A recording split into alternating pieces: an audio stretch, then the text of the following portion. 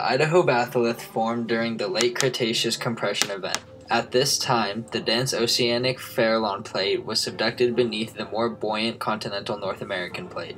The oceanic crust was subducted into the lithosphere until heat, pressure, and slab dewatering initiated melting of the oceanic plate. This melting and the superheating of water that was also subducted formed basaltic magma chambers. These chambers rose up through the lithosphere because of differences in buoyancy. They then caused partial melting of the overlying continental crust to form a melt of granitic composition. The magma body stopped approximately 4 to 25 kilometers below the surface and cooled slowly.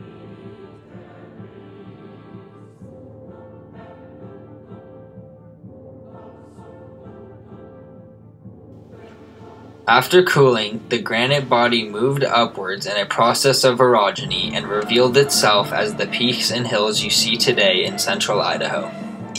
This brings us into how and why a massive 15,000 square mile pluton of granite and grandiorite underneath the Earth's surface was transformed to the beautiful landscape it is today.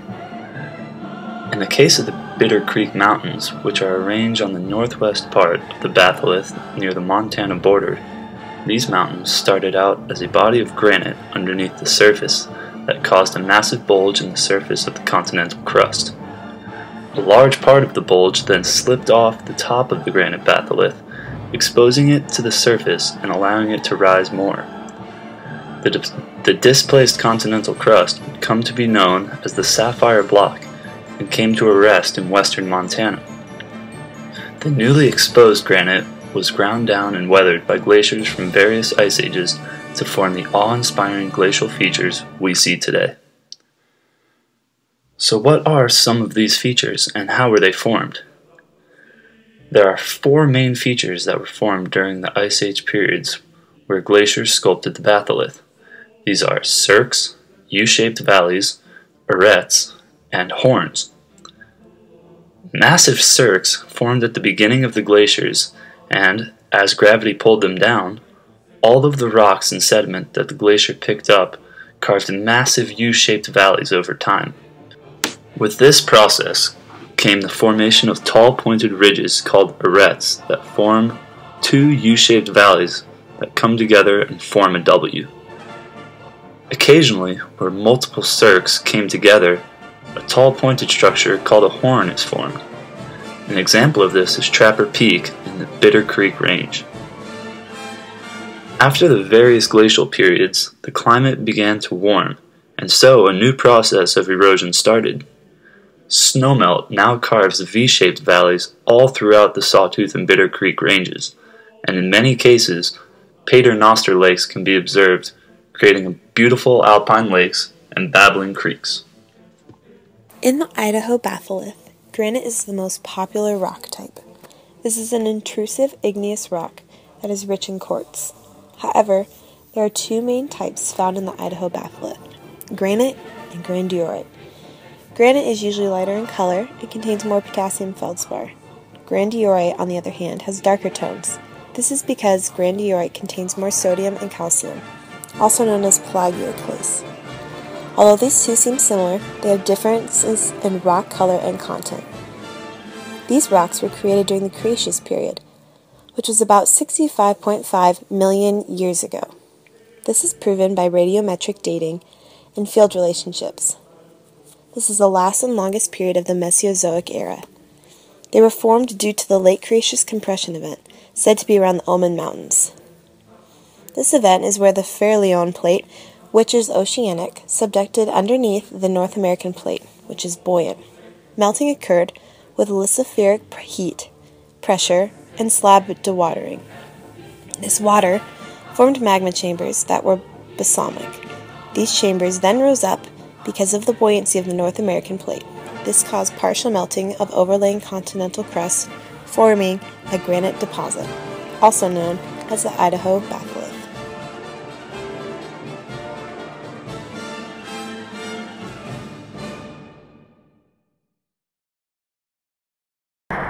Here we have 2 common rocks found in the Idaho Batholith. This one is a porphyritic volcanic rock, And over here we have some granite, a very pure piece of granite. This one's more common than that one. That's about all we got. Several natural threats to the region include forest fires, storms, and erosional events. Slide failures, which produce debris flows, and floods with increased amounts of sediment are some of the known results of prolonged storms in this region. Fires help speed up the removal of vegetation from the soil, which in turn increases the rate of erosion and sediment transport. Resource extraction in this region includes but is not limited to logging, fishing, mining, and removal of vegetation via livestock grazing. Due to the mountainous terrain of this region, much of the land within the Idaho Batholith is inaccessible to automobiles, thus in a more natural state. Protected forests include the Boise National Forest, the Sawtooth National Forest, the Salmon Chalice National Forest, the Payette National Forest, the Nez Perce National Forest, and the Bitterroot National Forest. Natural areas in this region include the Selway Bitterroot Wilderness, the Gospel Hump Wilderness, the Frank Church River of No Return Wilderness, and the Sawtooth Wilderness. There are no major cities within the Idaho Batholith region. However, there are small resort towns like McCall and Sun Valley, Idaho, which offer outdoor recreation such as alpine skiing and mountain biking. The resources in the region include fishing, crop production, grazing, mining, logging, and recreation. Several recreation areas such as Painted Rock State Park as far as Montana and Lucky Peak State Park near Boise all exist within this region.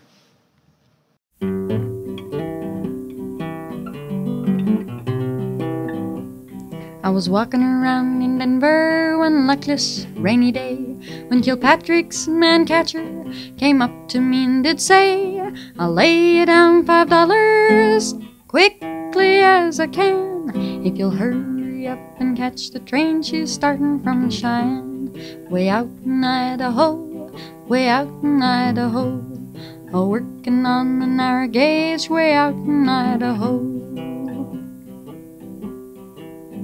Well, he laid me down $5 like many another man, and I hurried to the depot as happy as a clam. When I got to Pocatello, my troubles began to grow. I was waiting in the sagebrush, the rain, the wind, the snow, way out in Idaho, way out in Idaho, working on the narrow gauge way out in Idaho. When I got to American Falls, it was there I met Fat Jack. He kept a little hotel tent along beside the track. Now says he, "You are a stranger, perhaps your funds are low." Well, yonder stands me hotel tent, the best in Idaho, way out in Idaho, way out in Idaho, working on the narrow gauge way out in Idaho. Well, I followed my conductor into his hotel tent, and for one square and hearty meal I paid him my last cent. Wow. Jack's a jolly fellow, you'll always find him so, working on the narrow gauge way out in Idaho, way out in Idaho, way out in Idaho, working on the narrow gauge way out in Idaho.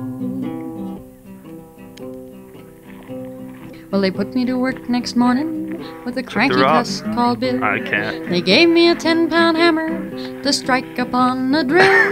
They said if I didn't like it, I could take my shirts and go. And they'd keep my blankets for my board way out in Idaho, way out in Idaho, way out in Idaho, working on the narrow gauge way out in Idaho.